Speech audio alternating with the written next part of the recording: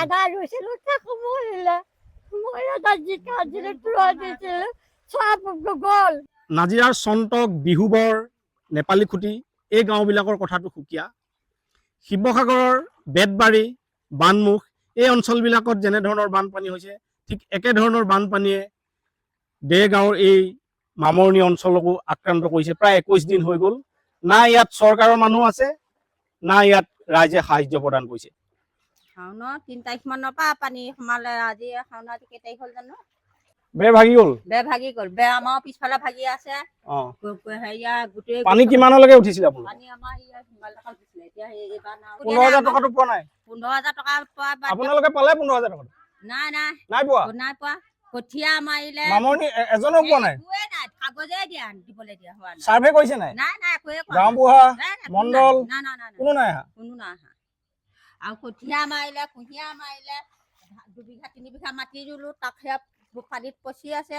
এতিয়া গোচ মাৰিবলৈ কঠীয়া এডাল নাই।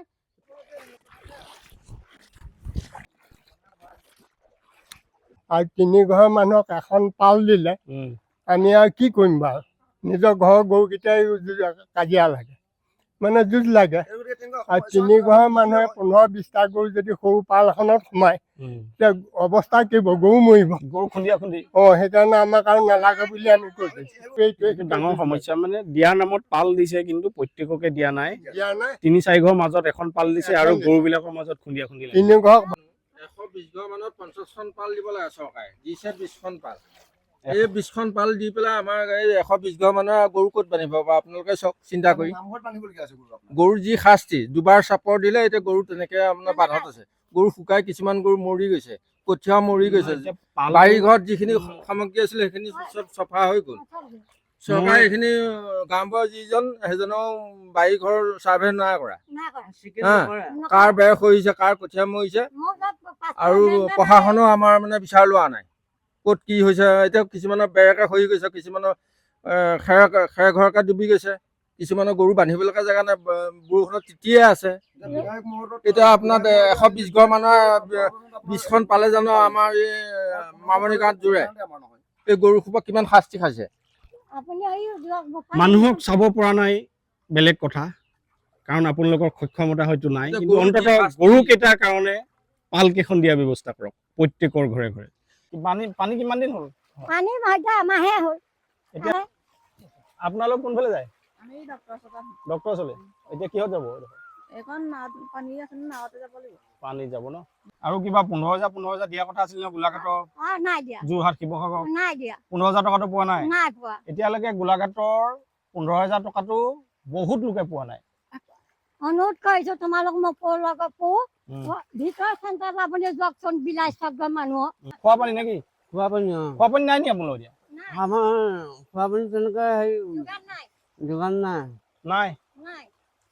এতিয়া কি এনেকে এইবোৰ পানী কি ফিল্টাৰ কৰি লৈছে নে কি কৰিছে? ফিল্টাৰ কৰি লৈছে। চাওক মামৰণি গাঁও শিৱসাগৰত বহুত ডাঙৰ বানপানী হৈছে, বহুত ক্ষয়ক্ষতি হৈছে, কিন্তু গোলাঘাটৰ এই মামৰণি দেৰগাঁও অঞ্চলতো সাংঘাতিক ধৰণৰ এক বানপানীয়ে মানুহক আক্ৰান্ত কৰিছে।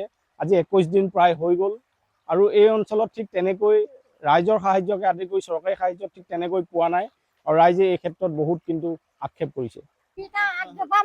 আপোনাৰ আৰু বাৰী মানুহ কোৰ মাৰি হালধি ৰুইছিলো তাকো মৰিলে, আদা ৰুইছিলো তাকো মৰিলে, মই এটা জিকা দিলো তুৰৈ দিছিলো চব গ'ল। মাটি বাৰী ৰুব পৰা নাই, খেতি পথাৰ নাই, কঠীয়া গেলি গৈছে, তুলিব পৰা নাই।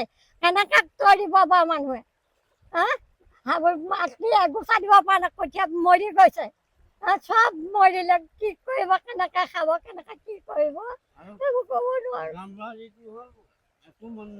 আগতে এনেকুৱা পানী হোৱা নাই? আজি 10 বছৰ হোৱা 10 বছৰ পাছত হৈছে এইটো পানী। আপোনালোকৰ ঘৰত কিমান সোমালে? মোৰ ঘৰত আছে, হৈছে ন মই ওলোৱা নাই এতিয়ালৈকে? নাই ওলোৱা। মোৰ নাম হৈছে প্ৰণাতি দাস। ৰন্ধা বঢ়া চাঙৰ ওপৰত। আমি আহি মামৰণি গাঁও একেবাৰে কাষৰ গেলাবিল নদীৰ পাৰত পালোহি। গেলাবিল নদী এখন, গেলাবিল নদীত দুকুল উপচি পৰিছে।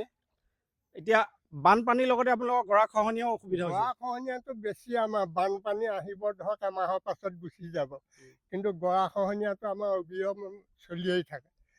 যেতিয়ালৈকে আপোনাৰ আমাৰ কাটি লাজ নহয় তেতিয়ালৈকে আমাৰ মানে গৰাখহনীয়াত আমি ভুক্তভোগী হৈয়ে থাকোঁ।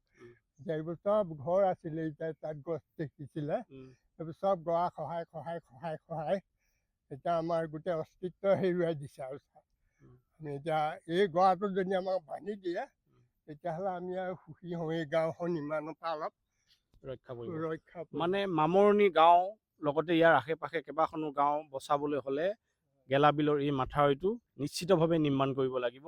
মই আহ্বান জনাওঁ জলসম্পদ বিভাগক যাতে এই বিষয়টো আপোনালোকে গুৰুত্ব প্ৰদান কৰে।